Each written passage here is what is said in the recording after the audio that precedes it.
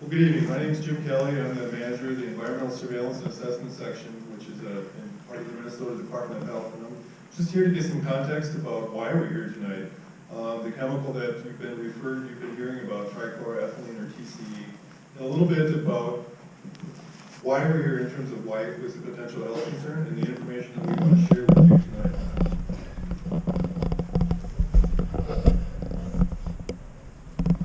We're going to say a little bit about what trichloroethylene or TCE is. Jeff's going to talk then a little bit more about the settlement process, and then we'll have plenty of time for questions and answers. Just briefly are the missions of our two agencies. MPCA is the state's environmental agency. The Department of Health is the state's chief public health agency. While our mission statements are somewhat similar, we serve somewhat different functions, but we work together collaboratively in these types of situations to ensure that the public's health is protected.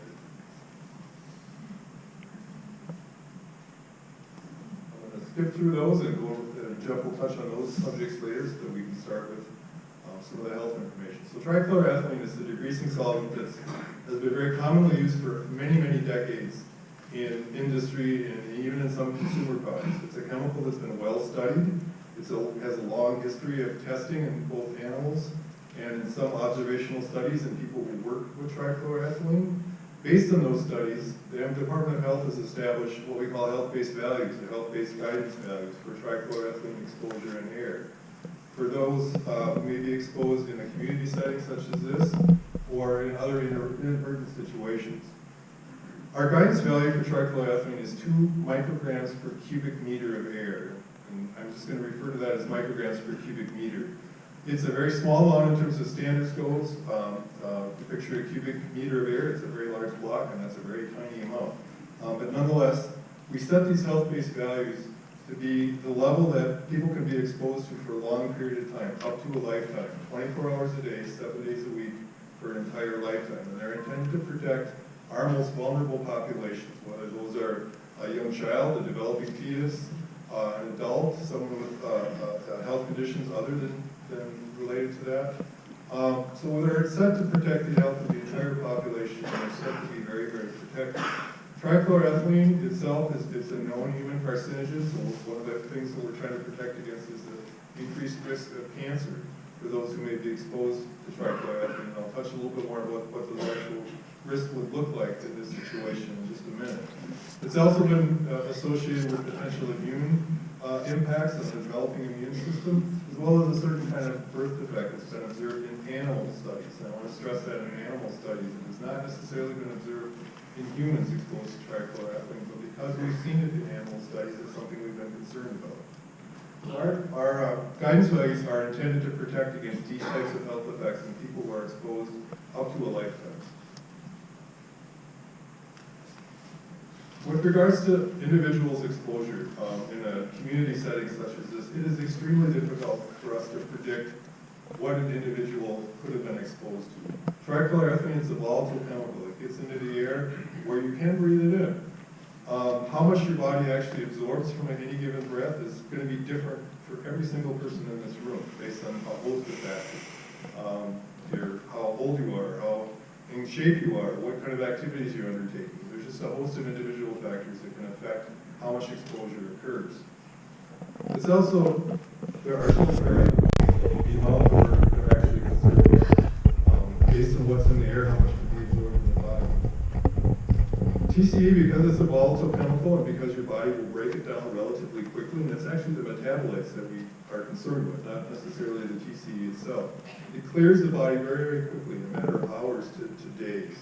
So there is not a medical test that would show past exposures to TCE. It just will not be present in the body, and there's really nothing that you can do to try to go back and reconstruct past exposures, such as the case with this facility where the exposure stopped some time ago. There's really no way to recreate that or understand that or measure that from a medical standpoint. So that's one of the reasons where we feel this is important to share with you, is that while we can't necessarily predict what any individual is exposed to, we do feel it's our obligation to notify people that they could have been exposed to this chemical in the air in the community surrounding the water Gremlin facility. That doesn't mean that we expect to see health effects. Our health guidance values are not bright lines. They're not set at a level that if you exceed them, even by a significant amount, that you would expect to see health effects. We set them to be very protective, to prevent those kinds of occurrences. For instance, the way we evaluated TCE to determine how to set that threshold of 2 micrograms per cubic meter, under our laws and guidance values, or the guidance process, we use an excess risk of 1 in 100,000 in terms of the cancer risk. That is to say, if 100,000 people were exposed to that level of TCE for an entire lifetime, we would expect no more than 1 person to develop a cancer that would be associated with exposure to TCE. That's a very, very small risk.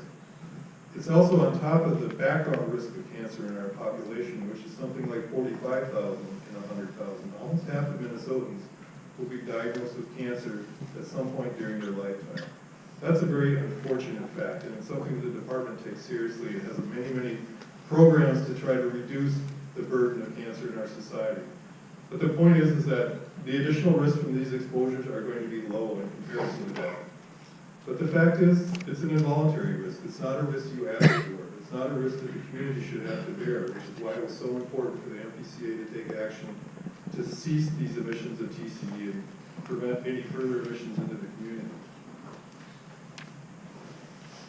As I mentioned, one of the other concerns based on animal studies is a risk potentially to the developing fetus.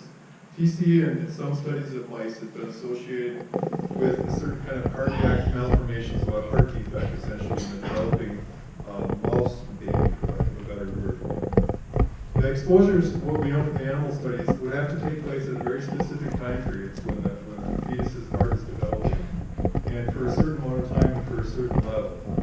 Those have not been reproduced in humans that have been exposed to TCE, either in workplaces or in environmental situations such as this. But because we observed it in test animals, we felt it was important to protect even against the small chance of those kinds of effects happening. The good news is that if you're pregnant, our best advice is get good prenatal health care. And if your doctor is not seeing anything unusual, if your child is born healthy, there's really nothing to be concerned with after that point. It really only affects a certain very narrow window of development. In normal prenatal care, we'll detect that type of thing. So it's important to know that for whether you're concerned about that or any other health effects, good medical care is really the key to help improve and understand and make your health the best that it can be. I also want to point out that workplaces, this has been a long-standing industrial chemical. It's used in many, many industries, as it was at the Water Gremlin facility for degreasing metals and cleaning things. Workers are allowed to be exposed to much, much higher levels of this chemical in the course of their workday. As I mentioned, our protective value is 2 micrograms per cubic meter. The occupational limits are something like 270,000 micrograms per cubic meter. And while I'm not trying to say that means that the risk at 2 is 0, it's not. There is still a measurable risk, and that's why we're here to talk about that. In a workplace setting, we allow much, much higher exposure limits are allowed because workers are there being compensated and being educated about their exposures. They chose that workplace to work in. So there's a bit of a trade-off in terms of the amount of risk that's allowed for workers, generally speaking, versus a community situation such as we're talking about here tonight. But nonetheless, I think it's illustrative in that, yes, while workers are only exposed for a work day and 5 days a week, if you translated that, it would still be a much, much higher level than if you looked at it with regards to a community exposure. So I think it provides a little bit of perspective of where the risks kind of lie on a scale that you can measure. So you've seen this map probably on our information sheet. There's several larger versions out in the hallway. This is based on the modeling that was done on the emissions of the Water Gremlin facility, the TCE emissions. This is based on the highest level of emissions that were documented during the course of a given year, and it was in 2018. Based on our kind of computer modeling, that's been a very standard practice in how we understand the movement of air pollutants. This is the greatest extent that the plume could have extended at a level of our guidance value, which is 2 micrograms per cubic meter. For those who were closer to the plant, the levels could have been a little bit higher. We think at the fence line of the facility, the closest one could get without actually being on the facility, they might have gotten up to in the 60 parts per micrograms per cubic meter. I want to stress that if you were farther away from this facility, your exposures would be less.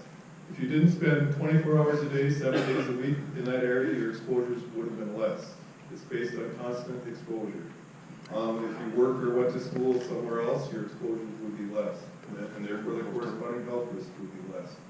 Because of those types of variations, and because of the individual variations about how we respond or how we absorb contamination, it's very difficult for us to give you actual estimates of health risks. What I can say is that there were some exposures that occurred. There were exposures that, to some people, almost certainly above our levels of concern for some period of time. Based on the levels and the variability factors, we don't expect to see health effects, but we want to tell people about this level of exposure. So, upcoming health assessment activities. As you heard from the Deputy Commissioner, the settlement with this facility was not the end of the situation. Both of our agencies are going to be engaged in a number of activities to make sure that we understand both what has occurred in the past and make sure that there isn't any potential for exposures to TCE to occur in the future. This just gives an idea of some of the activities that our department will be engaged in. We're going to be collecting samples of selected private drinking water wells that are near the facility. And I've got a map in the next slide. I'll just kind of point out the general area we're looking at. The public water supplies in this area, Wiper Township and Wiper Lake, are tested regularly under the Federal Safe Drinking Water Act for a whole suite of contaminants, including TCE and similar contaminants. None of these chemicals have ever been detected in the community water supplies. We also don't anticipate finding them in private wells. There was a release of TCE at the facility around 20 years ago that was investigated by the MPCA. In the course of that investigation, it was found that, well, there was some TCE detected in very shallow groundwater. There's a thick layer of clay that prevented that contamination from reaching lower aquifers. And that's a good sign in the sense that it shows that any releases from the facility would tend to be limited. TCE, even though it has been released into the air, it won't settle onto the ground and soak into the ground. That's not how it behaves. It really moves into the air. It's broken down relatively quickly by sunlight and dissipates. So the good news is that there is not a residue of TCE that we would expect to find in your yards, in surface water, in gardens. It's just not the way this particular chemical behaves. Like gasoline or anything else, it will evaporate quickly and literally be gone. We're also going to be reviewing this past environmental work that I mentioned just a second ago, along with our colleagues at MPCA, to make sure that there weren't any data gaps that we need to make sure there weren't any data gaps, and if there were, to make sure that they're investigated in the course of this upcoming investigation. So we'll make sure all those holes, if there are any, are covered. We'll provide additional information as we learn about the TCE emissions in the air and what we feel that the potential health implications could have been for the community. I know that information may be a little bit unsatisfying because of our inability to really calculate individual risk, but we're going to do the best we can to share what we do know about TCE. Lastly, we're going to be reviewing data in the Minnesota Cancer Reporting System, which is our statewide cancer reporting system. It records every case of cancer that's diagnosed in a Minnesota resident going back to the late 1980s. So we have very good records, and it's a very accurate system. We will be reviewing that system for the surrounding area of the plant, residential area, or the geographic area around the plant, to determine if there's anything unusual going on in terms of cancer rates, especially the cancers that we think are associated with TCE. We don't expect to see anything, but I want to assure you that we're going to use the tools that we have, and we will report that information back to the community as soon as we have it. It will take a little bit of time. It's a very painstaking operation to do this in small areas. When we're talking about counties or state level, it can be relatively quick, but when we start to get to smaller and smaller areas, it's a little bit more challenging to accurately collect and analyze those data. We're also going to look at our birth defects registry, which we've had in place for about 15 years, again, to see if there's anything unusual going on in terms of the birth cohort for this particular area. We don't expect to see anything, but we're going to use the tools we have and report back to you as soon as we have those analyses done. Those will form the basis of what we can look at going into the future. Will encourage people to sign up at the PCA's website for their email list. So as we learn this information and can share this information, that'll be the avenue that we can do that through. If you know other people who maybe lived in the area in the past and who are interested and want to get the same information, encourage them to go to the MPCA's website and sign up for that delivery service. And we'll make sure everyone gets the information as we learn it moving forward. So I just want to say quickly, what we plan to do with regards to private well sampling is focus on wells in this particular area, wells near the sure of what's going on. We're working with each other. We're going to focus first on make sure that we understand we're going to relatively shallow because this will be the mix of city water. We want to focus on the wells if we have good destruction data. We'd like to provide us with information and the geology of private well in this area. We plan to sample sheet in the back where we can collect that information. We can't guarantee that we're going to collect a sample from your well. What we'd like to know about it if you do have a well and want to let us know where it is, and especially if you have any information about the well.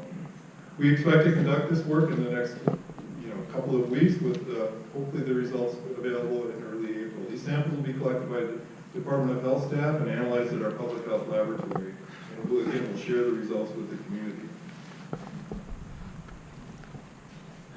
So I'm going to just talk about this a little bit before I turn it back over to Jeff in terms of some of the overall conclusions about the health implications of this situation. The health risks are low, as I said, but we felt it was important for the community to be aware of this information. It's important for you to know when something like this has occurred so that you can make sure you do the best you can to protect your health. Breathing in amounts of TCE that exceeds one of our health-based values doesn't mean that health effects will occur, as I mentioned earlier. It's not a bright line. It doesn't mean that if you're above that, there's going to be health effects. It simply means there could be a slight level of increased risk. Exposures amongst people would have varied greatly, as I pointed out. But we're doing our best to try to understand how that would have worked.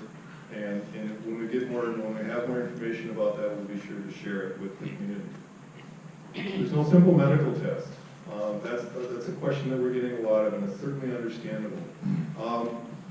We're here tonight with our Assistant Commissioner, Dr. Courtney Jordan-Beckler, and she's going to be available to help answer questions from more of a medical perspective, if there are general questions of that sort. We'll also have the Department of Health staff who are going to be in the hallway and will be available as long as you need to be here tonight to answer your questions. So I'm going to stop there and I think turn it back over to Jeff, who's going to talk a little bit more about the settlement, etc.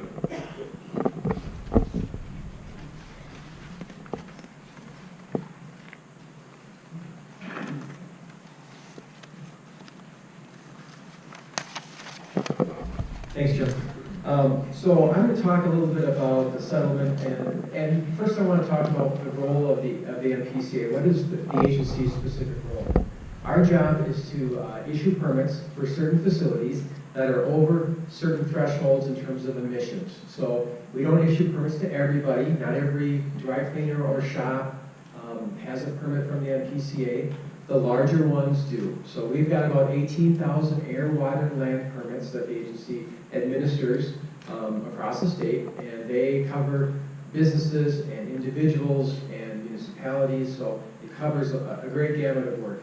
In terms of the air permits that we issue, we've got about 4,000 air permits and about 35 permit writers and about 10 inspectors for those 4,000 facilities.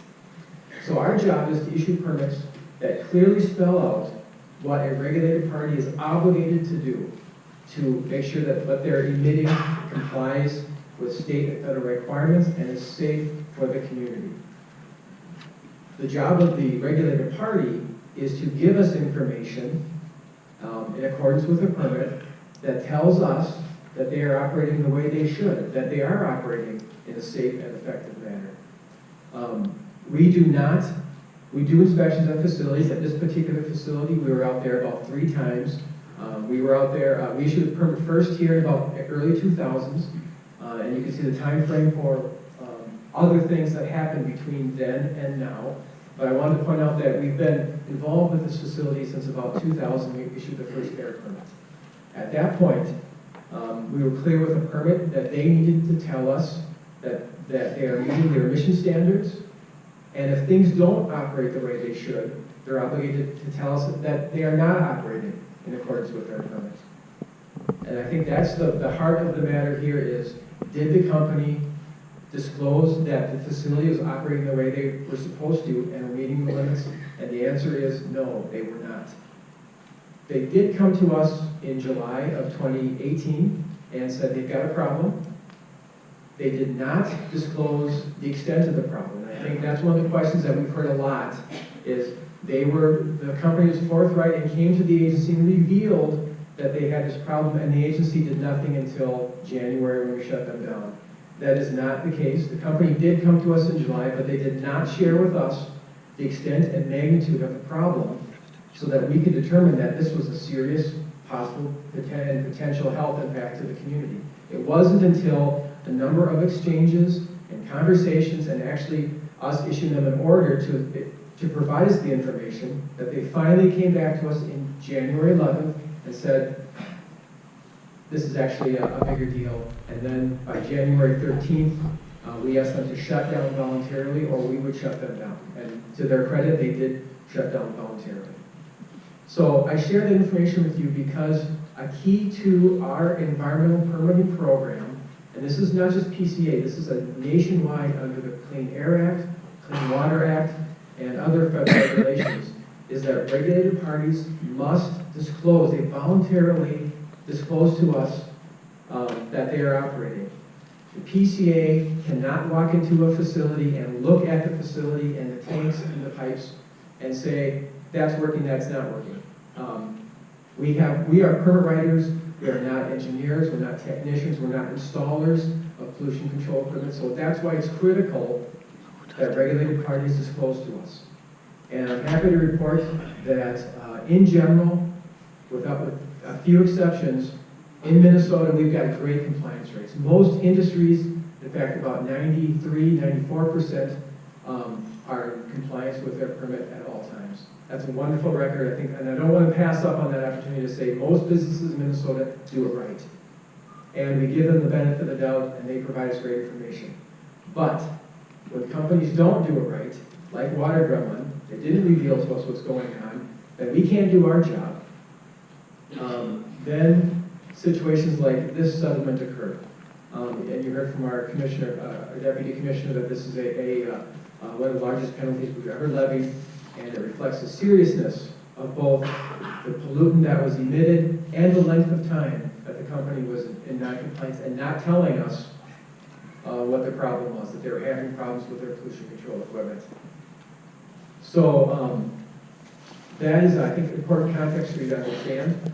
The company has been very cooperative since they were shut down in January. And I think one of the questions and one of the things we want to make clear tonight is why did we do a settlement and why did it happen so quickly? 2 weeks ago, were we talking to the company? Yeah, did we have a settlement at that point? We did not. So the settlement that was agreed upon happened really about a week ago. And we shared it as quickly as we could with you once the settlement was signed. One of the questions we received a lot is why did it happen so quickly? Why would you move so quickly to entering into the settlement with the company? And the answer is because we wanted to address the public concerns and get the remediation and site investigation and the air monitoring all up as fast as we could. The company was motivated because they were shut down to sign the settlement? Absolutely. So they had a financial interest to agree to us, and we leveraged that to get the things that we needed, that you needed, that would, again, be able to reflect the ongoing monitoring of the site, so the groundwater and the soils in the area, the well testing, and the air monitoring that's happening around the facility. If we had not settled, those things would not have, they would be occurring. And oftentimes when companies don't settle, they go through months and sometimes years of negotiation. And because the company was motivated, as were we, to be able to do this monitoring, that is why the settlement occurred so quickly. So I want to let you just know, understand what happened there. That's not typical to the kind of conversations we have or the settlement process. But in this case, it did move us quickly to getting to the really good, I think, environmental assessment projects that you're going to hear today.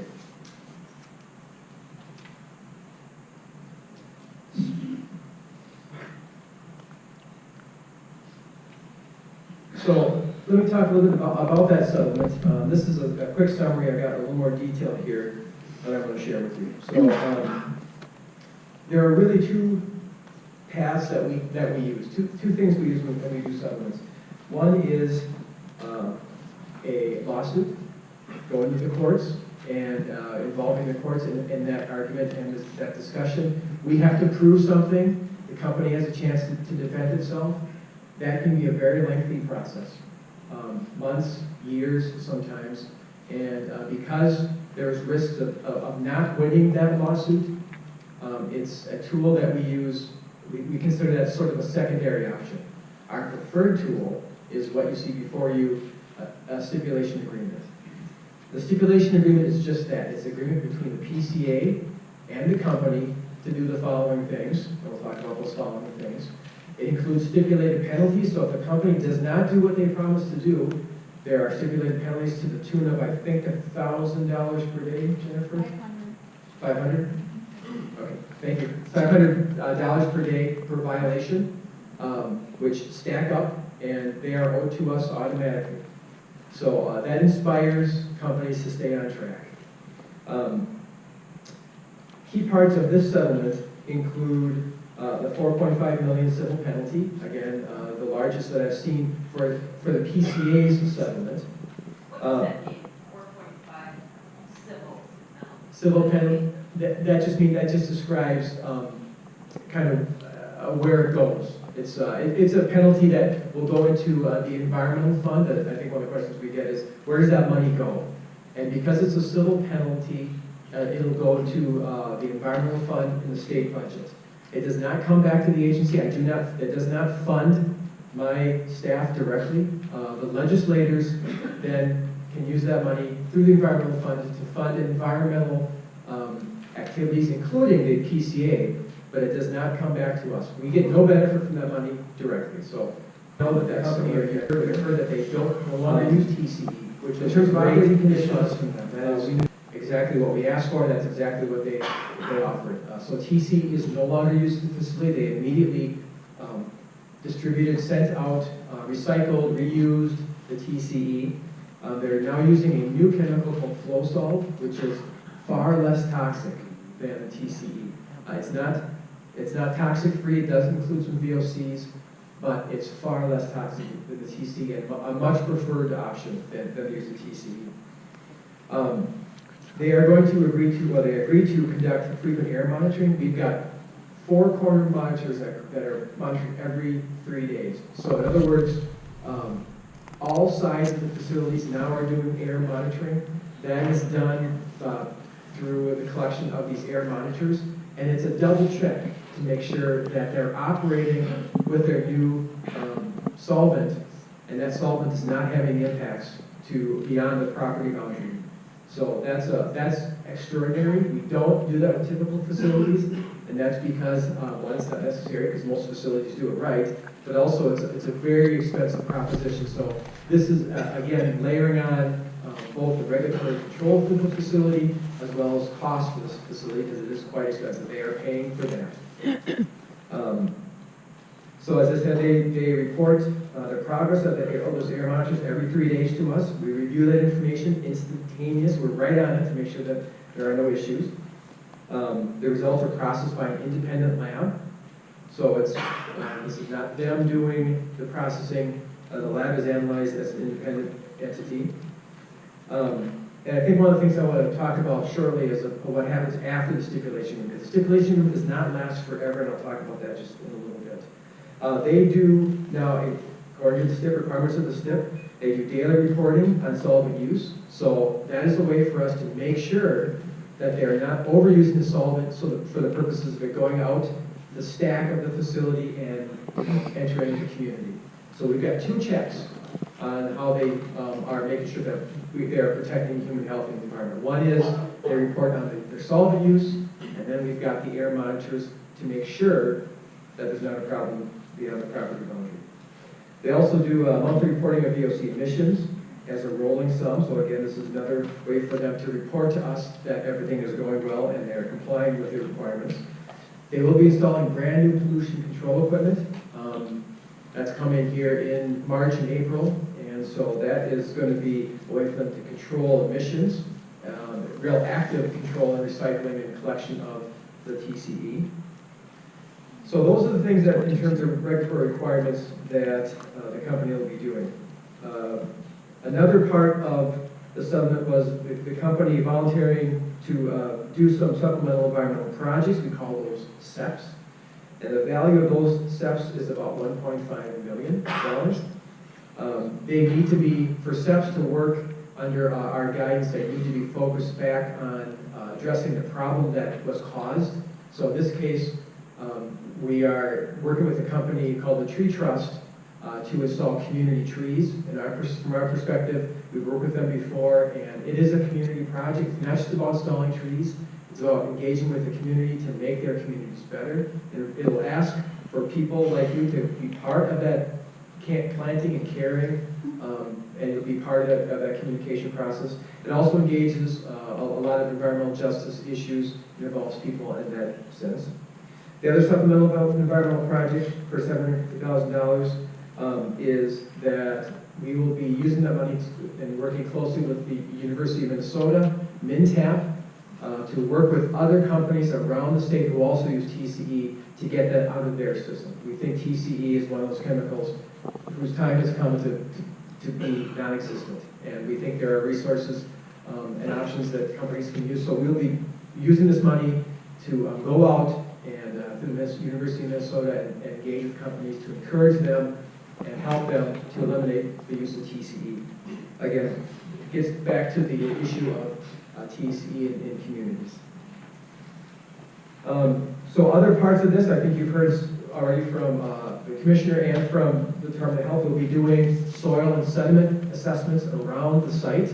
We don't believe that the emissions from over the last 20 years from the facility are impacting soil and water, but in an abundance of caution, and because you've asked us to do that, we required the company, and they volunteered or agreed to do it, to do some site assessments, to look at their groundwater, to look at the soils, both for TCE and lead, to make sure that they're not causing other problems.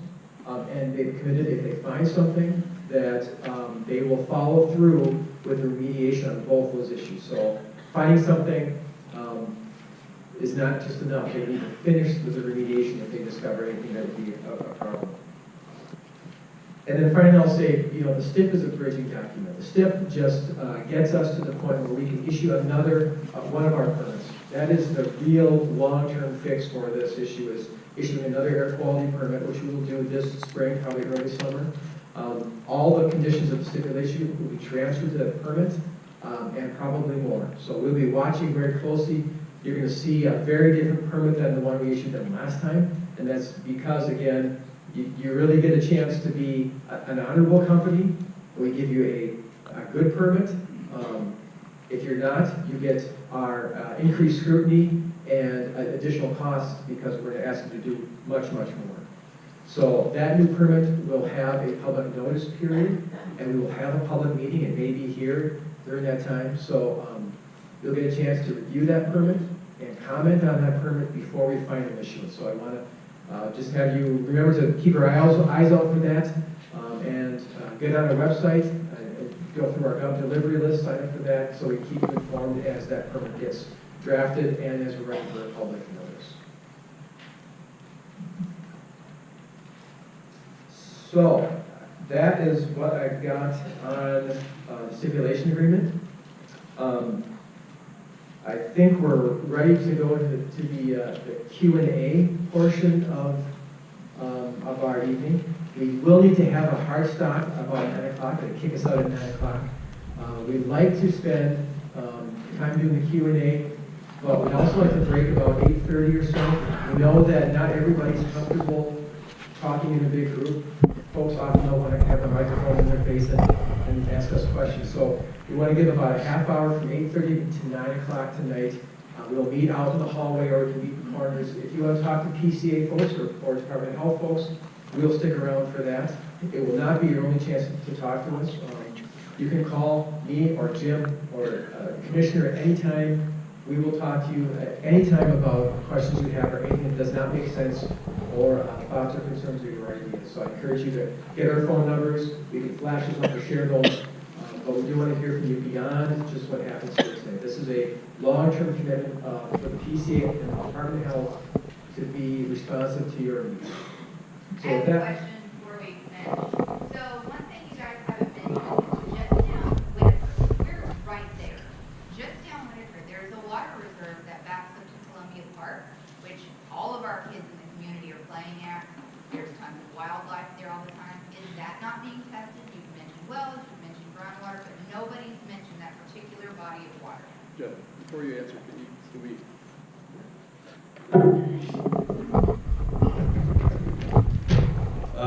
Thanks, ma'am. We'll get to that question in just a second here. First, we have to say that there are a lot of people here, a lot of questions.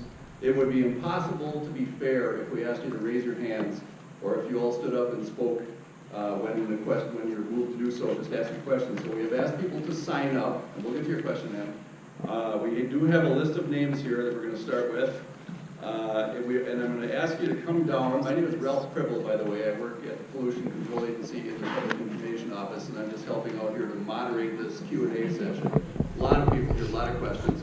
We won't have time to get to everyone's questions. We know that. We're going to do the best we can. So we're going to ask you to go in the order of sign up, and I'm going to call you down 5 at a time so that you don't have to stand in line a long time at the microphones. Because we have Sherry Hastings, Leigh Thiel, Cynthia Esteban, Nancy Nelson, and Philip Hastings, either side, microphone in either aisle, if we could. And out of respect for everyone who wants to ask questions, if you could please keep your questions and any follow-up questions after the answer to a minimum, that would be fantastic. So Sherry Hastings first. So she asked a question. Oh, okay, yeah. I want to hear the answer. You're right, sorry. I said, yep, let's get to that. Ma'am, your question in the back, and then we'll get to Sherry. Yeah, so my question was, there's a water reservoir just down from Water Gremlin in the red zone, and it's a huge water reservoir that backs up Columbia Park. Kids are constantly playing at it in the summer. People walk by with their pets and their children.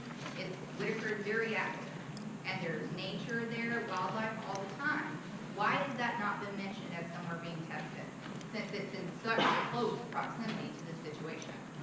thanks for your question.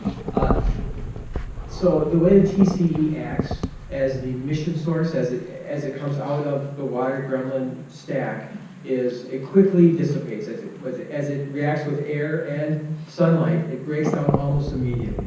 And it breaks down into elements that are essentially inert.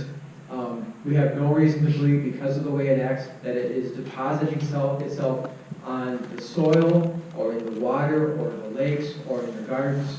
It just does not act like that. So there is really, from our perspective, there is no reason to sample the surface waters, because it does not act like that. It's not something that would end up in the surface water. However, I will say, this goes for monitoring wells, private monitoring wells in the area.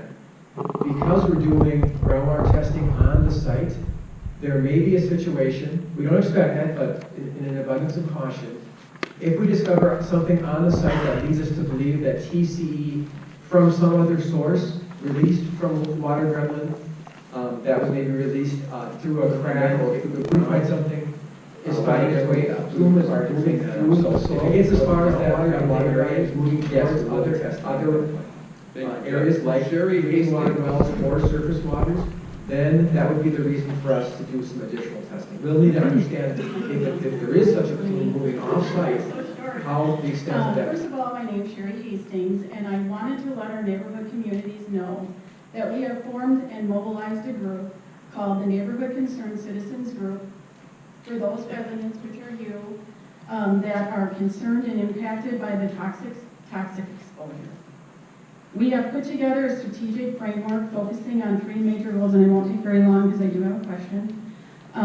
One of them is, we have 3 major goals. One is understanding the past so we can protect our health. And 2 is protecting the future so we can ensure accurate self-reporting and permitting compliance. And 3 is accountability, holding people accountable. If you are interested and want to participate, or if you have ideas or questions, seek me out, seek Lee out. There's a bunch of us here, and we would be glad to help advocate for you.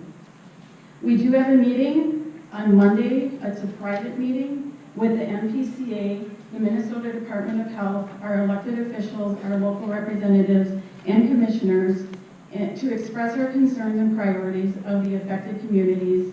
And so I thank you for allowing us to do that. I think she raised a really good question, and I'm sorry, what was your name? Tiffany. Tiffany.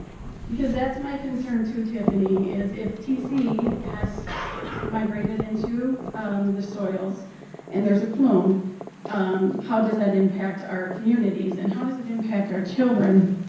And the second thing that we're concerned about is water Gremlin does use a lot of lead. So if these children are playing in the parks, I'm wondering, are our children, especially ages like 1 through 5 and a little bit older, in the White Bear Lake Township, White Bear Township in Gremlin, are they being tested for lead? I know some cities do that with the pediatricians and some don't. So that's one question. I don't know if our health advisor knows if this city is doing that for our children, because that can cause a lot of problems with developmental disabilities, and that's something that we really need to know to protect our children.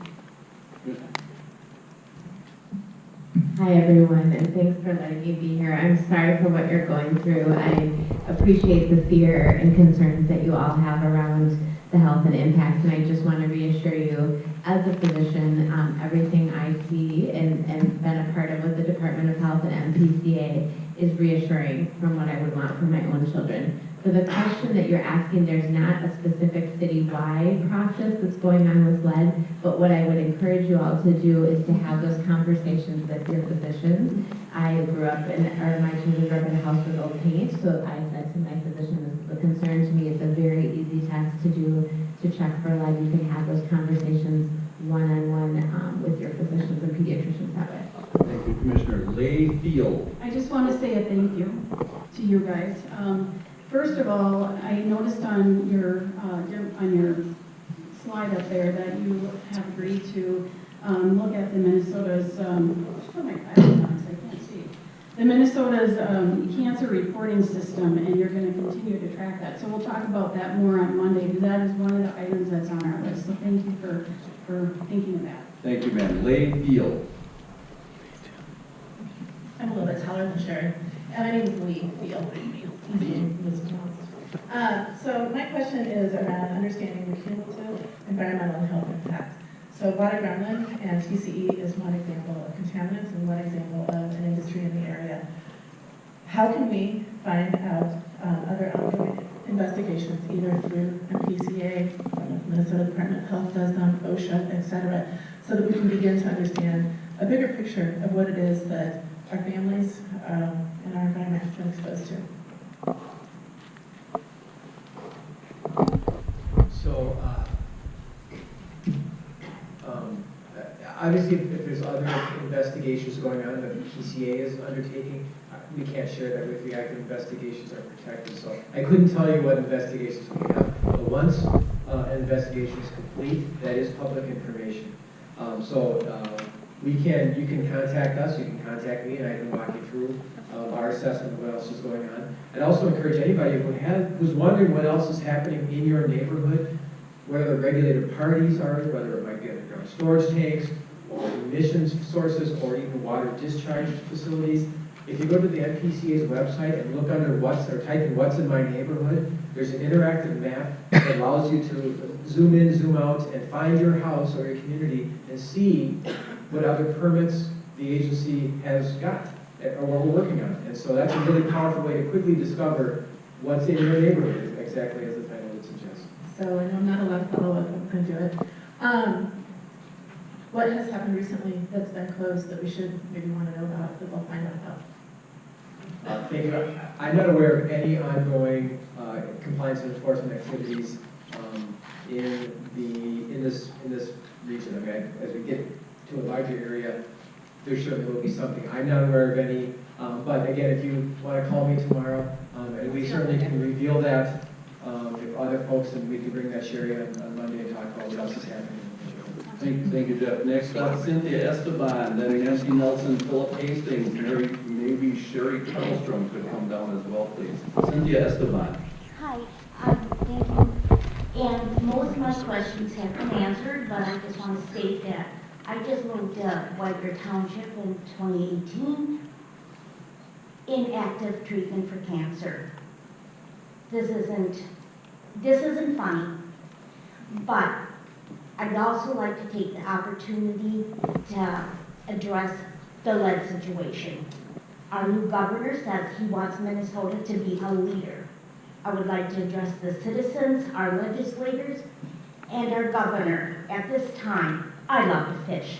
Over 10,000 lakes in Minnesota. I went looking for lead-free sinkers. They are available. They cost more, but hardly anyone carries them. You can go to Fleet Farm, any sport shop, Gremlin products are there. I think for $3.99 you can get about 80 lead sinkers. One lead sinker can kill one eagle. Now what a shame if you're a baby boomer and you didn't see the geese or the eagles when you were little and you're here now, that we cannot take this opportunity to address this situation and also take a movement on abolishing lead sinkers. Thank you, ma'am. Next up will be Nancy Nelson, then Philip Hastings, then Sherry Carlton. And one more thing I wanted to add, if you want to sign up to ask questions, again, I'm sorry that it's clunky, but it's kind of the only fair way to do it. If you want to sign up, perhaps Jennifer and Michael could take the extra sign-up sheets at the back and circulate around, and if you want to add your name to a sign-up to ask questions, you could get their attention. Nancy Nelson. Yeah, I'm just not too far from Water Gremlin. I just want to clarify that the testing that you folks have done, which I guess kind of major time was in July of 18, even though they've been there since 49, we don't know how long, maybe somebody knows how long they were saying 02, 06, that these exposures were happening in our community, regulated or unregulated, not knowing of it. My question is, with the information that you folks have gotten, details of the exposures, the exact amounts that were in the air, possibly in the ground. I talked to someone at the last meeting and they said there weren't regulations about dumping different contaminants back in the day. We don't know if contaminants were dumped into the streams, the ground, in the area as a way of disposal. But my question, kind of roundabout, is this under an investigation that you can't give us that kind of information of exactly what was exposed because it's still under investigation? And then to go along with that, if your answer is no, we can't give you that information, then how can there be a settlement if you are still investigating? I would like to know what these levels were. I've been there for 30 years, less than a half a mile from there. I raised my son there. He had some health issues when he was a baby. So is there a way for us to get that information at this time, or is that locked up? And then if I want my water tested, although I have city water, if I want my ground tested, because I grow gardens and I've read about that, of how it can be, how it can and cannot be, you know, with your vegetables or whatever. But who would I talk to about having my water tested, my ground tested, just to see? Because that chemical does move. If it's in the water, it can get into your home. If it's in the air, your air returns for your water heater sucks air from the outside, which brings it into your home, and your furnace has an airflow. There's different ways that the outside air is sucked into your home to just live with the appliances that we have. So, The first time bunch that of the different company things came to there, the agency, but, they were required to get a permit was the I'd like to know how I could Were they find using out more TCE before that? details Yes, they about were. what our Exact quantities, I don't know that we'll ever be For all able these to years. fully understand. They don't, I've read all that back that far. Okay, I knew there was a lot of them there, but I got a list. Yeah. And Jeff, to bring, TCE, let me just and name there's some more more names names here. We here, got, back in the day, Sherry things Carlson, were essentially Charlie regulated, but Peterson. what happened during that period of time is going to be a little bit foggy. Since 2000, they've been reporting to us chemical use, and what we turned out to discover is they were not giving us all the information they needed to. But since that time, they have shared with us a lot of information about their use and emissions. So we do have accurate information from 2002 to the present for TCE. That is not, there's no ongoing investigation. We've wrapped up our formal investigation and concluded with the stipulation agreement. So that information is public. I'd encourage you to go to the stipulation agreement. I believe that most of the details about the violations and exceedances are detailed in that stipulation agreement. And if you don't find what you're looking for, then give me a call. Okay, and then now, being that they kind of slipped under the radar for all these years, and they were the ones that were offering this information to you guys, but now what you're allowing is them to again be the ones that are monitoring the chemicals going into the air again. Why isn't there someone from a different organization checking those air monitors? Because they were dishonest prior, so why wouldn't they be dishonest now? Thank you. More questions, Jeff, if you could answer that, and then we'll move on, please. Yeah, this is a trust but verify question for us. They are doing and reporting to us on a daily basis how much they use of the new flow salt, not TCE anymore, but flow salt. And we've got the monitors that are independent of what's happening inside the facility that are being analyzed by a third party, not by the company. They're being analyzed, but are they being read by a third party? The canisters go to the third party for completion, review, and analytics. Yeah. So over my head. we are confident that we've got the double check on the facility going forward. Thank you, Jeff. Philip Hastings, then Sherry Carlstrom, Carly Peterson, Christine Duggar, Austin Lukey. Philip Hastings. I think there's another question that you had about. How to get water tested? So if you're on the community water supplies, your water is tested. Your water is tested regularly by the water system operator, and those results are provided to the Department of Health and to the public. They're tested regularly for hundreds of contaminants, including TCE. And we've not seen any contaminants related to the facility in the city's water supply. So there's no need to test individual water supplies. We are going to test individual wells because we want to provide that extra amount of reassurance. And the results of the investigations that Jeff described will tell us if there's any reason to do investigations beyond the facility itself. Thank you, Jim. Philip Hastings, and before Mr. Hastings, we have got some cards. We asked people who wanted to ask questions anonymously if they could fill out cards. I'm going to get to one of those after Mr. Hastings. Hi, she kind of touched on what I was concerned about.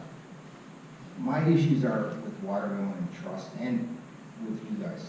Because go back to 2017, the EPA wanted to ban the use of the chemical for favored degreasing. Water could stop it at that time. They kept going with it. And then they polluted, looks to be nonstop. And you guys, we really haven't given us any information or details of what exactly were they doing. It's just, was this incompetence, or they purposely just letting this crap go up the stack so they could do things faster? And if you look at the 2018 numbers, it appeared like when they knew they were in trouble, it looked like they really kicked it in high gear, maybe built up some stock. So we have no reason to trust them. You guys inspected 3 times in, 20 years? We have no reason to really trust you either. So the stuff you're saying is like, well, they're gonna pull it, and they're gonna do it, and they're gonna test, we don't trust them. So how and why should we trust them, and why should we trust you? Because honestly, I feel like you guys, that was your job to take care of us. You didn't do it.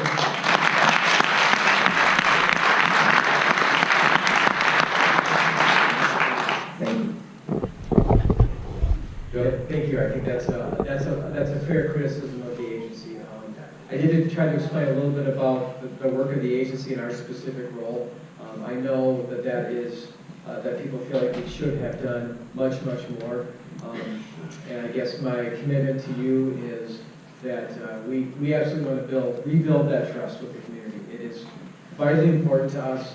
It's vitally important to me and my staff, my supervisors and my inspectors are out there doing the best they can do to make sure that companies that are not doing it right get back in compliance. And again, the stipulation agreement is just one part of our way of committing to you that we will be watching this company much closer going forward. And all I can hope for is, as the years go by and they show compliance and they're able to engage with you and answer your questions, that we can regain your trust. Thank you, Jeff. Next up would be Sherry Carlstrom and Harley Peterson, but before that, we have a question, an anonymous questioner who says, are the private wells on Goose Lake Road inspected?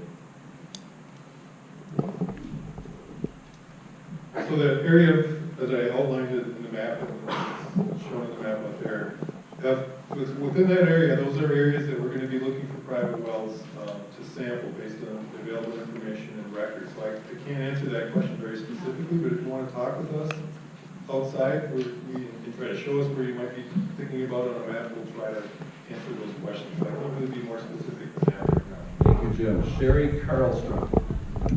Thank you. I guess my question has to do with the settlement. I appreciate the fact that you were able to settle quickly so you could move forward and begin the process of helping us out.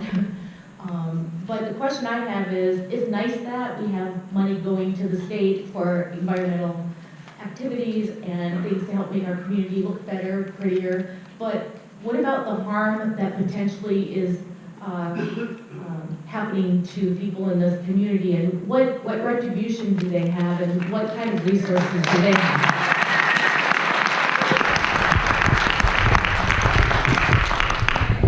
Thank you. I think that's a really important question, one that we've received quite a number of times. The unsatisfying answer is right now, the state, I have no mechanism to divert money to the community for these sorts of activities. Think of it like this. Someone runs a red light and runs into somebody else. So there's an accident. Somebody's at fault. The state patrol shows up and assesses the accident, determines that someone ran a red light, and gives them a fine, right? That money, the person that was hit, who suffered the injuries, does not get a piece of the fine. The fine that is levied towards the person who hit the person goes through the state patrol to the state coffers. And it's a crude analogy, but I want you to understand that there's no mechanism for us to divert this kind of money. Right now, I think there's some conversations happening at the legislative level to see if there might be a mechanism going forward. And just so you know, the PCA's perspective on that is that's just fine. But right now, there is no mechanism for me to divert money through these agreements to local groups for harm. Thank you, Jeff. Okay, go ahead, Peter. Thank you. I just wanted to follow up to say there is nothing about this agreement that precludes you as an individual or the communities, the local governmental units, or the federal EPA from doing anything. It does not prejudice, it doesn't prejudice us to do additional investigation, additional enforcement action.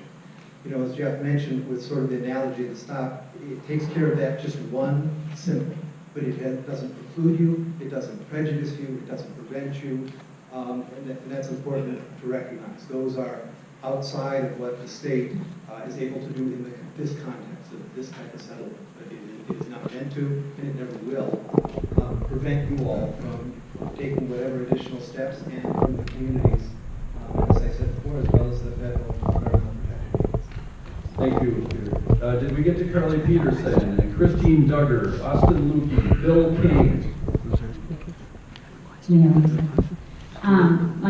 In my research recently with TCE, I've learned that it can stay in the blood and urine for up to 2 weeks depending on your amount of exposure.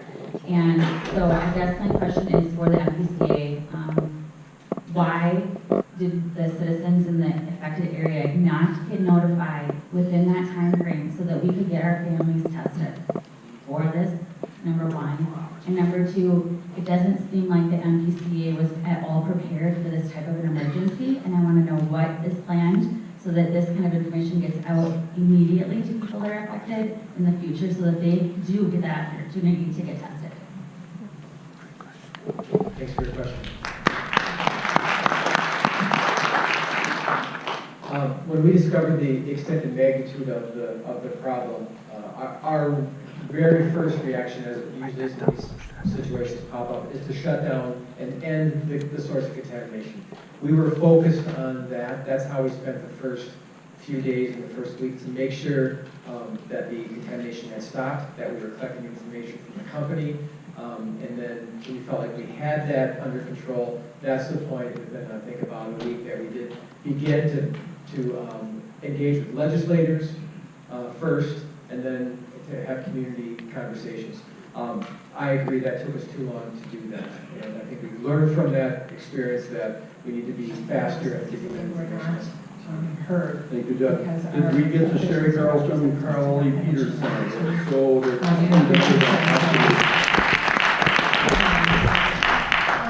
secondly, I'm looking at the White Bear Township water table report and not available online. Does not indicate TCE has been tested and is dated as of 2017. So I'd like to know, where can you find the current report that includes TCE? Thank you. I'll answer your first question, and Jim can answer your second question. Again, active investigations, under state law, we are not allowed to discuss those settlements with any elected official. That is one of the authorities and requirements through state law and a Supreme or a Minnesota court decision that precludes us from discussing settlements during active investigations and negotiations. So again, my personal preference is to engage with the elected officials in the communities. I think that's something we would all appreciate, but again, state law precludes us from having those sorts of conversations. To answer your second question, you were probably looking at the consumer confidence report. Correct. So the consumer confidence reports only reports chemicals that were detected during their analysis. They actually sample under the Safe Drinking Water Act for up to several hundred chemicals on a regular basis, and only required to report what they detect. The city would have the full records of what sampling they've done. It would be able to show you that it was not detected in any of the water samples, and it hasn't been in going back, well, as far as we have records. So I can assure you that it's not been detected. Okay, so we can get that record if we ask Yes. for it. Okay, awesome. And I thought I heard you say that Water Gremlin would be doing their own soil and water testing on their property. And again, that should not happen. That should be a third party who, that's kind of what they should not happen. So can I answer that question? Can you jump into that question? You certainly can. Yes, what I mean by they will be doing the analysis is they are paying for the analysis. The assessment will be done by a third party, independent contractor, and will be reviewed by the PCA staff and a remediation division. So we'll be looking over all that information and guiding that assessment and the outcome. Thank you, Jeff. Why was their permit not revoked, given the magnitude of the situation? I think we are all kind of wondering that. Because they were shut down, there was no need to revoke their permit. We would disagree with that because they have proven over and over again to not be a trustworthy company. And I think if I were to rob a bank, I would not be given the privilege of continuing to walk around just by saying, oh, I won't do it again. So I think there again, our trust has been violated. They should be, the permit should be revoked. Next would be Austin Lukey, but before that, I'm going to read one anonymous questioner, and I think we probably have answered this, but Jim, perhaps you could just, or Jim or Jeff, where do we get tested for levels of TCE and who pays for it? Well, I'm glad you came back to that question. The type of testing where TCE, we'd have to be exposed to very high levels of TCE for it to be detectable for that length of time in your body. At the levels that we suspect people could have been exposed to, it would leave your body very quickly. I don't think there would have been time from the time the emissions were stopped to where any kind of systematic effort would have been allowed, would have been effective for getting people tested. It would have left your body very quickly.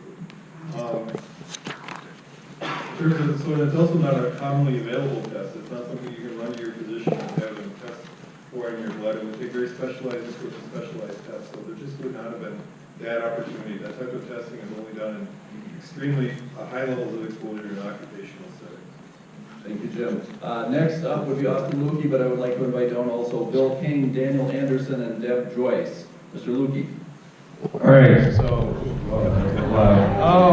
so I kind of had whatever. I'll just talk that you guys can hear me. So my question was is like how, like with levels with the map and showing the magnitude of the whatever particles per cubic meter, foot, whatever measurement was. How was that test taken? Was it based on the results from the company, or was it based on the test that you guys were taking? And then how do you know like they were actually going with those results based on the operations that they're supposed to do? Like how can you guys verify that they're actually going to their standard operations with those results? Make sure I understood the question. I think you were asking on that map that showed the area of impact. Yeah, based on the information they provided to us, and it is an estimate that we use models to make those determinations. So we look at the record of what we think was emitted, what they reported was emitted, which is pretty much everything.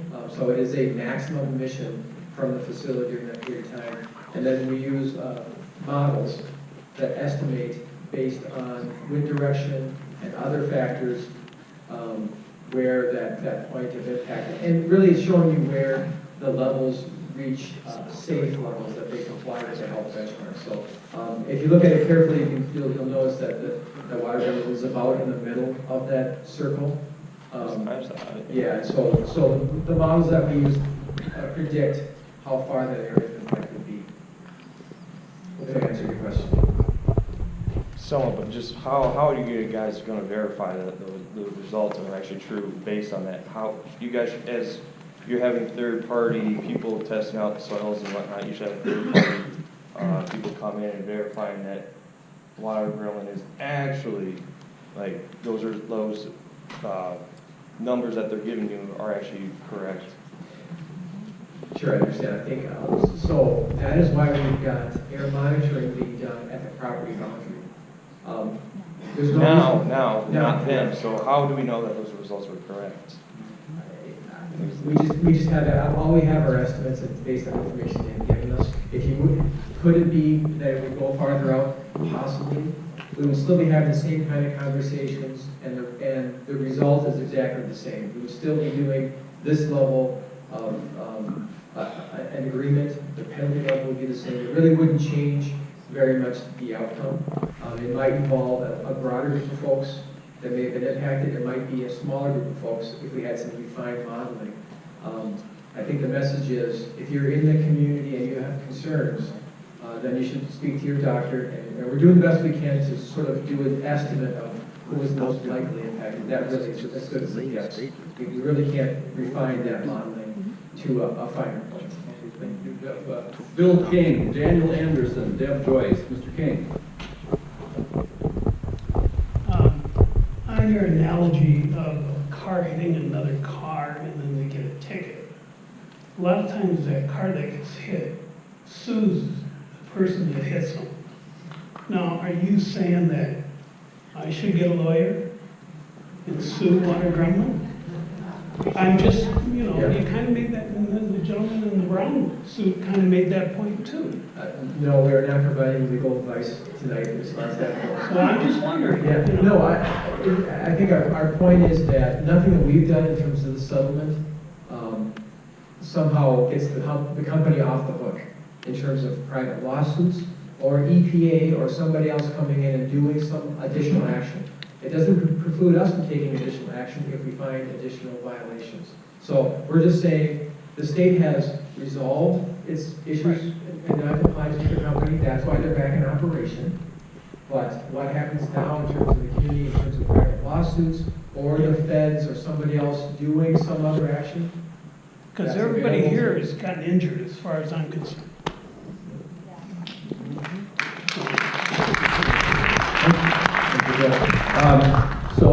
Again, if you want to sign up to ask a question, apologies for having to do it this way, but I don't know of another fair way to do it. Michael and Jennifer have the sign-up list. Now we're to Daniel Anderson. Thank you. First, I just want to point out that you talk about how exposure, you set limits for 24 hours a day for a lifetime. And most people come and go. My wife and I, we don't work in our home. We work somewhere else. We're not exposed. Even people who work in their home probably leave at some point and go somewhere else during the day that water gremlin is open, so they're maybe not exposed to it. There's a population that is forgetting about it. My 3 boys, we live in the area of being affected, and they went to Birch Lake School. So they were there and got as much exposure as probably anybody, as well as other kids that went to Birch Lake and live in the area. And you guys better hope 30, 40 years from now, cancer rates don't skyrocket in that population. Because I feel like you guys are hoping for the best and you're not planning for the worst. We're going to be following the situation. As I said, our guidance values are intended to protect against those effects. Were people exposed above those values for periods of time? Yes. And that's why we're here tonight. So we can make you aware that that has occurred. Do I think that will happen? I think scientifically it's unlikely, but can I say that the odds are 0? No, I can't. Right, and it's, I guess part of the frustrating thing for me and probably most people here is we hear you downplaying, but then you talk about this is the largest settlement ever for air pollution. So it's like you've got 2 sides of the coin. Now, when you were talking, Mr. Kelly, I believe you had stated that water gremlin had a release of this chemical almost 20 years ago.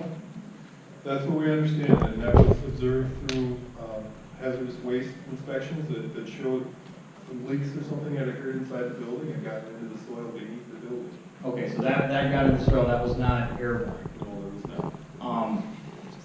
I'd also like to ask in your timeline on 2002, the scrubbing So broke down. right now, there are a Looks like number it's of been almost industries 9 months. around the state that use TCE. Is that correct? That don't have permits. Were they still Or they using don't TCE have at that time? pollution control because the way they use the TCE. What?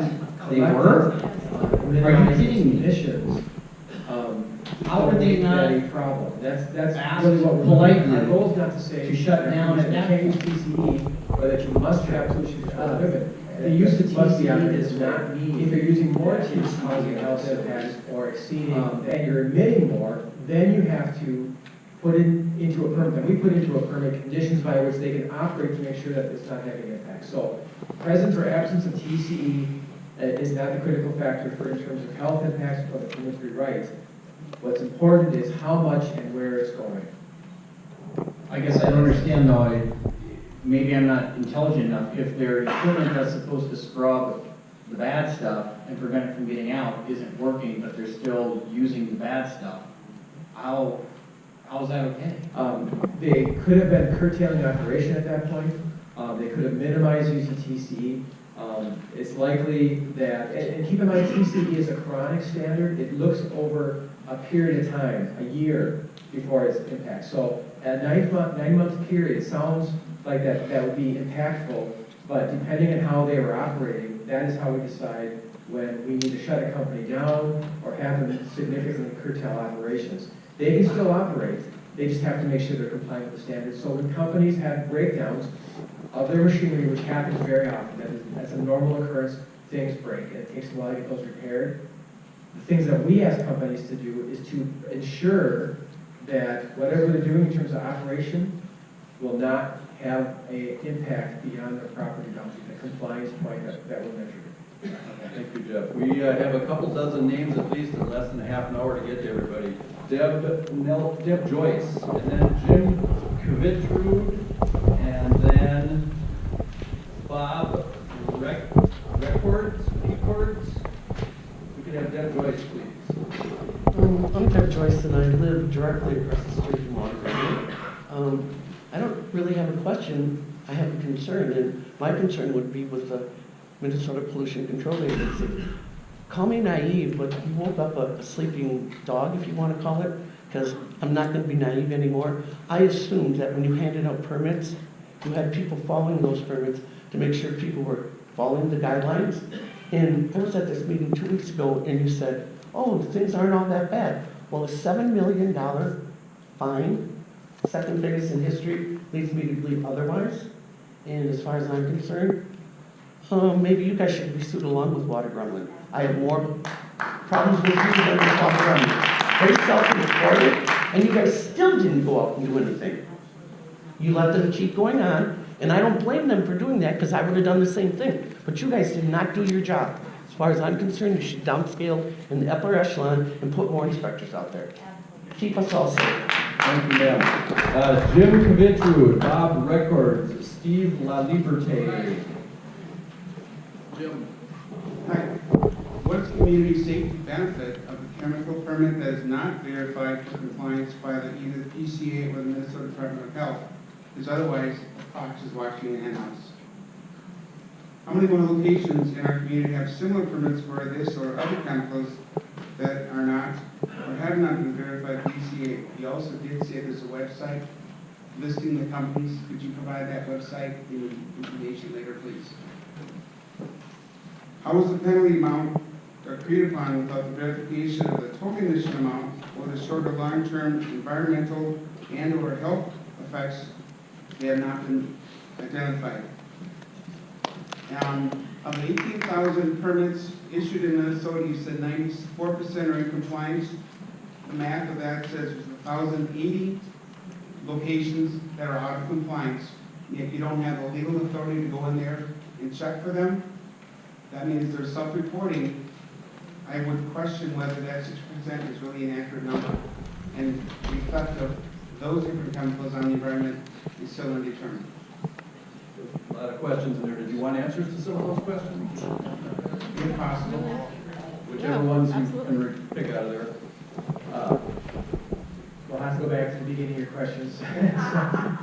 Number one is the fox is watching the henhouse. And we're trusting their integrity to report. Yes, I think that's a question I get a lot. I've been doing this a long time. This is how the federal Clean Water Act, Clean Air Act is how every state in the union does their regulatory environmental work. And I know it's completely unsatisfying that they are self-reporting to us. Is it the situation that there are companies that are not reporting what they should? Yes, that is absolutely the case. But there is just the cost in terms of us having inspectors out there at every facility every day. It's not workable in terms of the state, any state's budget. So we do the best we can, and again, based on the work, in my experience, and the questions that we asked the inspectors, we've got really good compliance rates in the state, and I believe we're doing a very good job compared to other states in the union. Partial follow-up to that is, how many of these permits issued for? Is there a sunset date on them? Most permits that we issue have a date of 5 years. There are some permits that are not expiring unless they're going to make changes.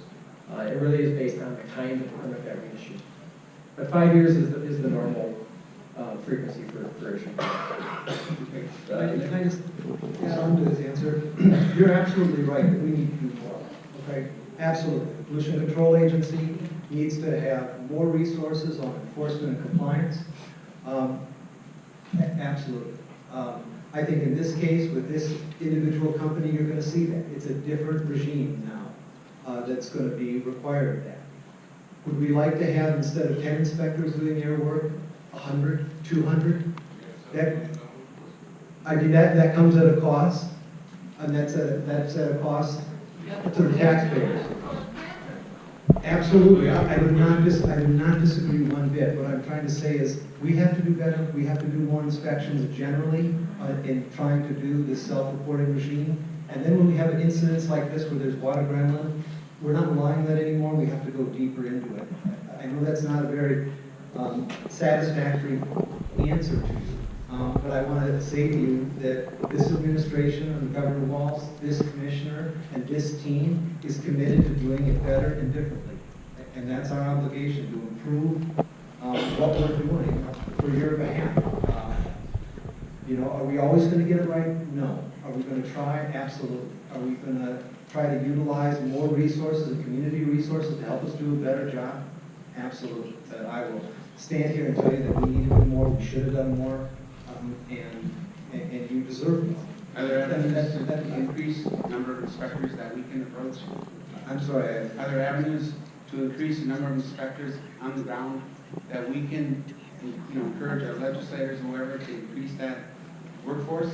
Because otherwise, without that, or taking 10 years to do that, we're still in the same boat we are now. I think that's absolutely true. I mean, I think that's one of the conversations we've been having with the legislators about what is our enforcement regime and what do we need and how do we increase, not only how do we increase on the compliance, and I don't want to speak for the Department of Health, but also increase on some of our health risk assessment issues. What more can we do? We're always looking at that, and unfortunately these cases bring and highlight some of the deficiencies in the law, some of the deficiencies in the way that agencies do their work, and they're not deliberate, we're not trying to do it that way, but they do highlight problems that we need to address and affect better. You deserve that, and I promise you'll get it. Thank you, Commissioner. We have a lot of things to get through. We have 15 minutes before we have to adjourn out to the hallways, and then they're going to kick us out at 9. We could have Steve LaLiberte, Jeff Luxford, Jeff Hauser.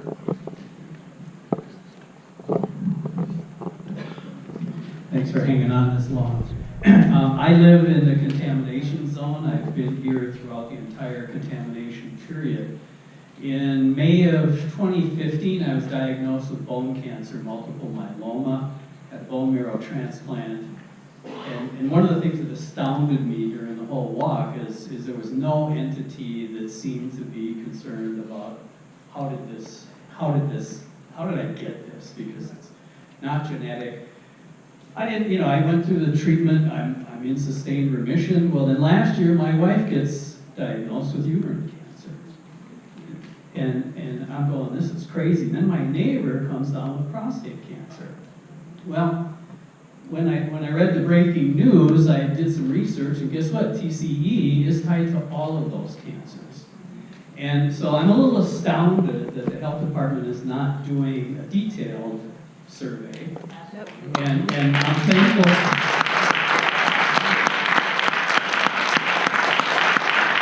I'm thankful that we do have the cancer database, but we need to look a lot closer than 55110. Yes. So here's what I did. I founded an organization. I called it Gremlin Mobilized in any way that we can. I only brought it here. What's that domain answer survey? So someone gremlinhealth.org. Don't forget it. Thank you.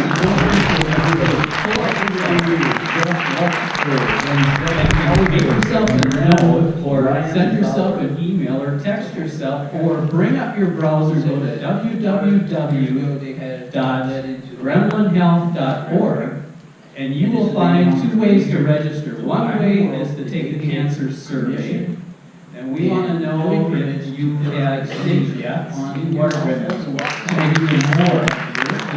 We also want to know any diagnosis of cancer what year. And then if you're interested, when I crafted this, I wasn't even thinking about the school. And so one of the things that gremlinhealth.org is going to do is follow this. We're going to publish results about the instance of cancer that's happening in the blast zone compared to national statistics.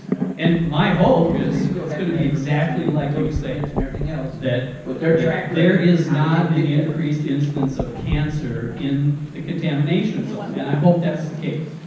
But if it's not, then we're going to have enough information, we're going we're gonna be organized, and I understand that. But they shouldn't have got the building permits with their record. That's what I'm saying. I guess money talks, right? So once a facility that releases do occur, sometimes by negligence, sometimes by accident, and the obligation for the agency through our remediation divisions, when there's releases to the groundwater and soils, we've got a very specific process by which companies are obligated to assess how far that plume will go, and they've got very specific cleanup standards by which they need to do to meet those standards. Once they've done that, they've satisfied that cleanup standard, and therefore there's no, we will watch them closer, but there's no reason why we wouldn't reissue them additional permits. All right. Can I just answer? I mean, your question about the expansion, I know this won't be satisfactory for me, but the building permits, those types of things, those are not permits that the state of Minnesota issues. Those are local building expansion permits. They don't have environmental permits. We don't issue those types of permits. We're not involved with more than an individual who wants to expand on their property or a business that wants to expand. If I have a property and I'm emitting hazardous waste or whatever, and I'm okay for me to build an extension so I can make more tractable waste? Well, it depends. I mean, if the expansion is going to result in additional emissions, I mean, that's where the Pollution Control Agency does have involvement. Because on the other hand, if they're just building a warehouse, so there's no expansion, for example. That building is just a warehouse. The Pollution Control Agency doesn't have jurisdiction. We don't regulate the building of warehouses, the construction of warehouses. We have about 10 minutes left. Jeff Hauser, please. And then after that, Ryan Zoller, John Stauffer. I'm actually the previous Jeff, but... Oh, sorry if I missed one. Oh, not a problem. My question pertains to the dispersion modeling that was done. Specifically, computer models are referred to, which I suppose is fine for most people, but I would like more information. What model was used, what were the initial conditions, how are the atmospheric variables being input into it, you know, like where is all of this coming from, and then some error bars on how much TCE we're talking about at 0.0 at the emission source. Yeah, we can definitely provide it. Carrie Palmer is our modeler. She is not here. David's here. Oh.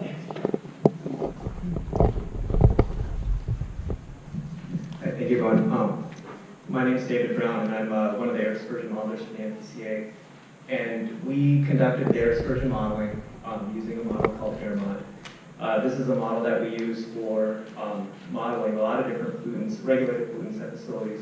It was a model that was developed by the Environmental Protection Agency, and it's used by all the state regulatory agencies and the EPA to do these air quality analyses.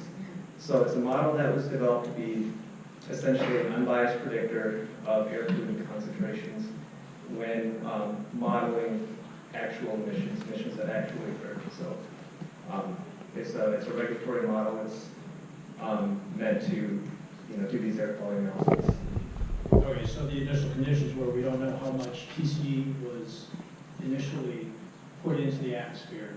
Like what kind of air bars are we talking about, or numbers? So a person can look at the map and say, oh, well, I'm not in the red zone, so I don't feel so bad, but how much confidence should there be in that particular So we ran the model with emissions based on information that we were provided during the investigation.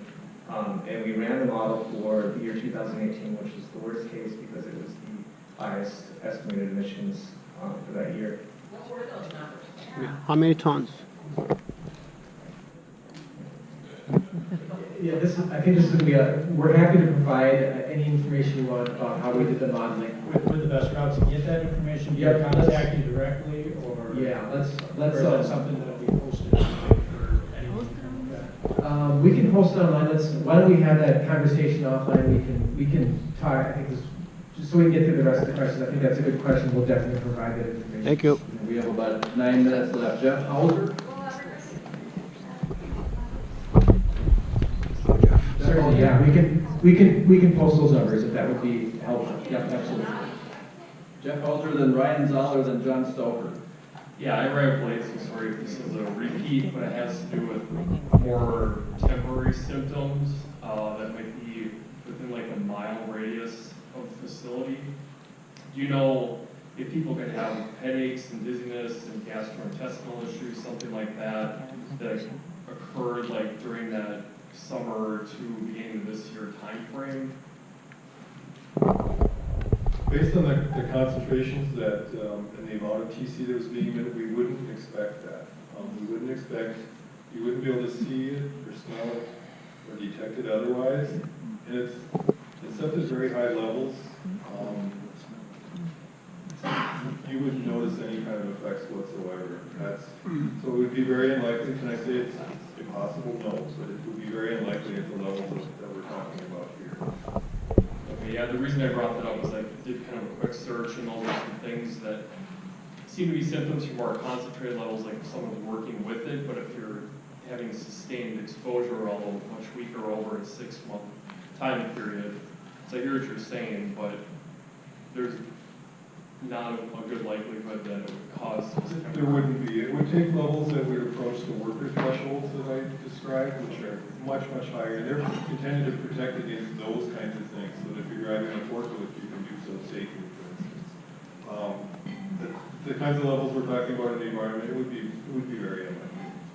Thank you. I have to apologize. We're not going to be able to get to everybody's questions. We do want to leave time for one-on-one conversations in the hallway. We're going to have to stop taking questions at 8:30.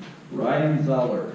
Yes, thank you. Thank you, community. First of all, that was great that you're here. You're helping us. Truth, I doubt it. Are there time of days that were higher exposures? Did they run shifts? Did they run during the day? In the evenings, they had 24-hour shifts? One question. Yeah, our understanding is that they operated essentially 24 hours a day, but 5 days a week, and not over the weekends. That's based on the best information I have. So it wouldn't have been 7 days a week, but it still could have been extensive periods. In their January meeting, they did announce they were working 24 hours a day, 7 days a week, for at least a period. Is the stipulation agreement public knowledge? Can we see that, or how do we get that access? Yes, that's posted on our website. And we have a few copies on the table.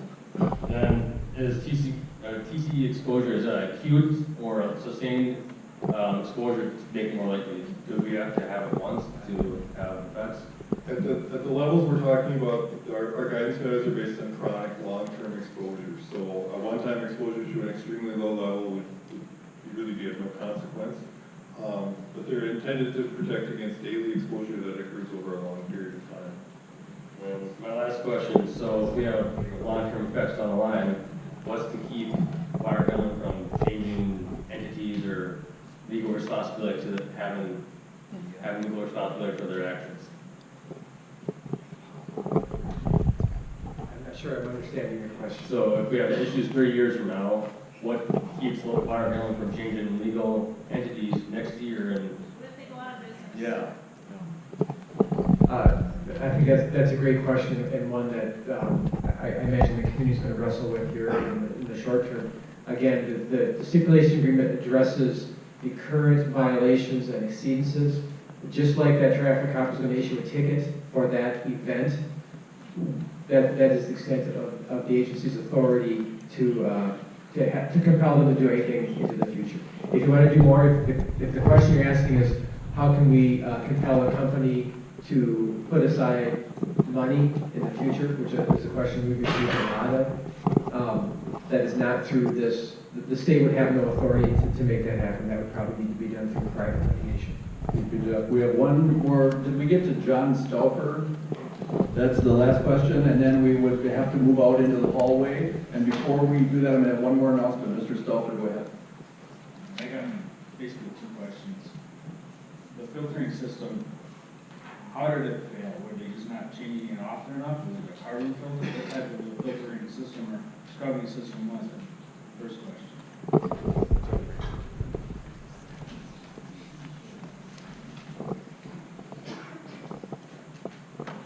Hi, my name is Jennifer Carlson, and I am an inspector in the Air Quality Compliance Enforcement Unit. So what we understand is that this was a carbon adsorber, and it was a fluoride carbon bed. So what that means is there's very, very small room to operate. Based on our investigation, it's unclear how that didn't happen. The records to determine the efficiency of the carbon absorber just don't exist right now.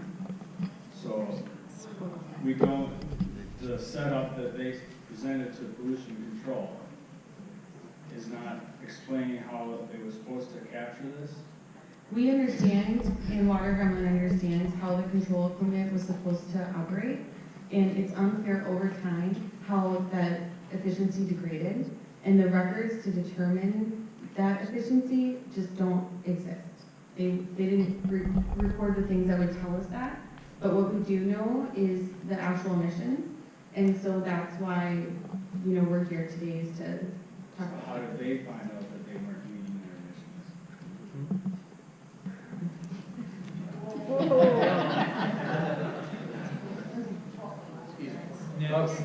Last week, there was a representative from Water Gremlin, about 2 weeks ago. And afterwards, we were talking with him, and he said the old compliance officer, when he quit last year, the new guy came in and immediately set up a red flag, something wasn't right. It was a simple mathematical problem. The adsorber, the amount of product that it was putting back into the collection center did not equal the amount of product they were using minus the allowed amount they could spit out the top. So if he knows that and you guys don't know that, how is that possible? Right? Are you not aware of that? Well, sorry for butting in front of you, I just wanted to share that.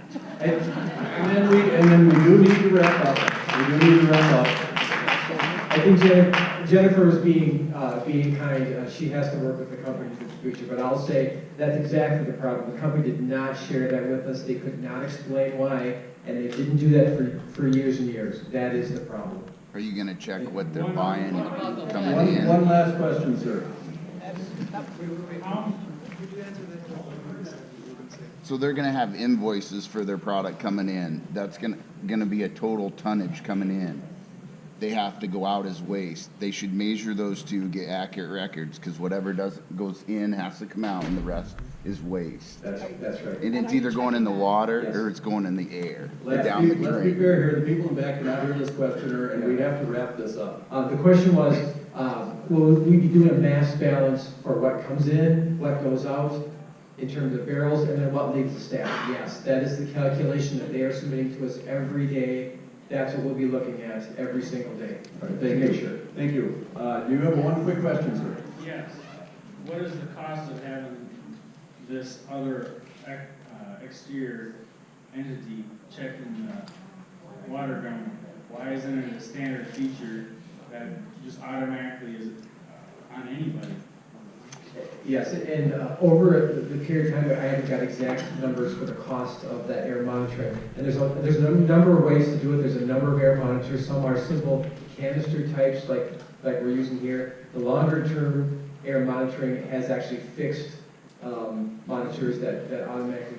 So we're doing the fast one right now so that we can begin the air monitoring. But I envision us putting into the next permit more secure, more permanent monitors, and they can be up to $100,000 a year, tens of thousands of dollars to install and the operation. So this is a costly operation, and it's one of those things that we don't normally use with most facilities because, frankly, it's unnecessary because most facilities will do this right. We've got other controls and mechanisms inside the facility that don't require us to have external air monitoring. All right, thank you very much, Evan. I want to thank people for bearing with our method of asking questions. I hope you'll agree it was a fair way to get to everybody's questions. And I want to encourage you, if you have not already done so, to sign up for our email list, which you'll see the mechanism for how to do it up on the screen. That is